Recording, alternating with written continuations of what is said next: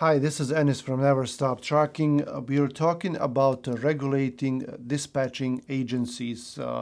As you know, I always claim that these dispatching companies are legal, and even FMCSA had said so. They did not say it directly, but they said it indirectly, and they put out some guides to determine whether you as a company need a trucking authority or a broker authority, or if you don't need any of that. And then at the end, it came out that dispatching companies, if they are passing these 6 steps that they came up with, then they can continue doing so without an MC number. And in most cases, that is the truth because we don't possess the freight and we don't get paid from the shipper or from the broker directly for that. So those are the main keys in that determination process of whether we need an authority or not. But I am going to argue that dispatching companies would need some kind of regulations. It doesn't have to necessarily be an MC number because in reality, dispatching companies cannot get an MC number, especially a trucking authority. They can get a brokerage authority, which is different, and that's much easier. But in that case, you have to physically be in United States and have a physical office in United States, and a lot of dispatchers are not here in United States, so that option is off the table. Why am I saying that we need some kind of regulations is because lately there are a lot of people who are in this business who should not be in that business. And I'm not saying because they don't know how to dispatch, they are not teachable, they are not trainable. No, everyone can learn. That's not a problem for anyone actually who knows English and who has access to internet and phone. But I'm saying that some people like to do things that are not exactly legal or actually fair to other companies. I see a lot of aggressive marketing, a lot of cold calling, cold emailing, SMS texting, and it's just getting a lot. There are a lot of dispatching companies who are just pushing out those messages and trying to get owner operators to work with them, whereas they really don't see this industry the way this industry should be seen. Trucking industry should be respected. Truck drivers should be respected. They drive big equipment, and there are a lot of safety issues, and most people have no idea what kind of liabilities there are, how hard it is to deal with US DOT, with FMCSA, with a lot of regulations that a trucking company has to go through with. The bigger the company, the more headaches, the more problems and possible liabilities they will have. And also, one-man operations if you're working with owner-operator.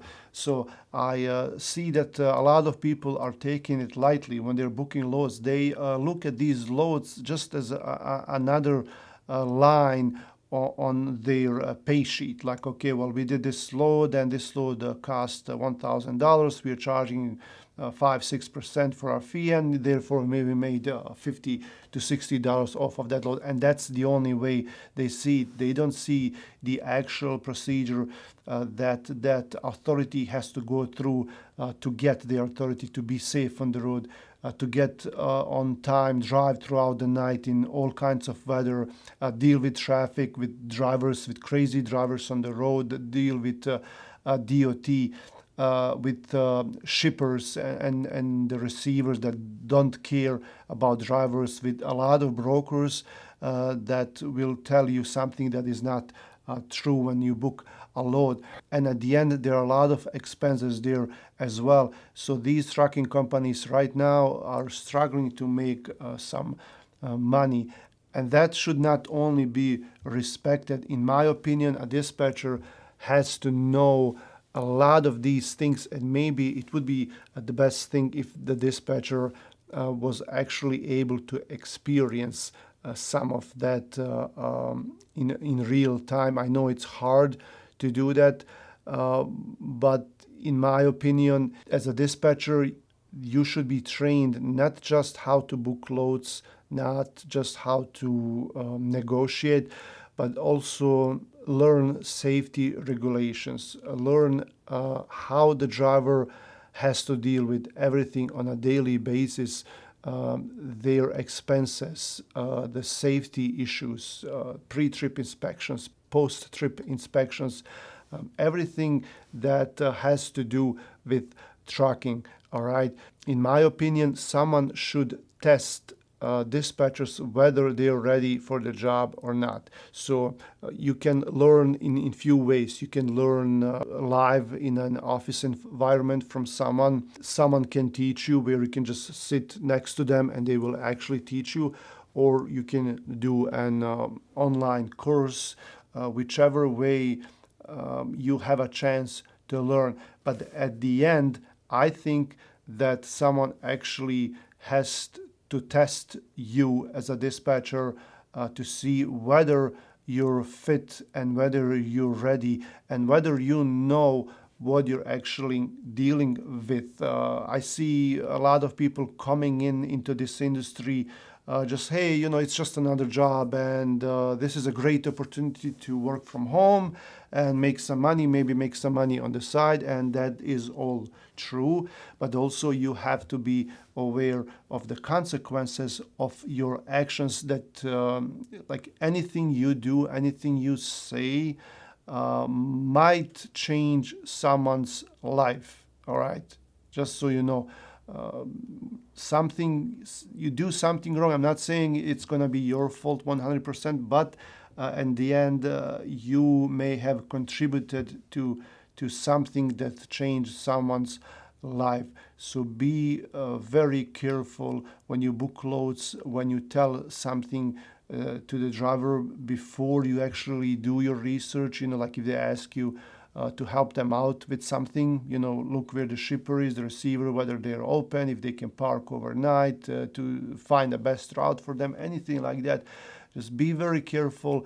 And like I said, maybe someone should regulate dispatching companies. Maybe have them do tests every once in a while, have them get recertified, have them be updated with new FMCSA rules, with new industry rules and such. All right, I don't have an idea how that should work and who should do that. Most likely the government, but someone has to regulate us and make sure that dirty players are out of the game, and that someone who can tarnish the name of dispatchers. Because if someone does something wrong, a driver or a carrier will say, hey, all these dispatchers are the same, and look what they did, and it puts a bad name on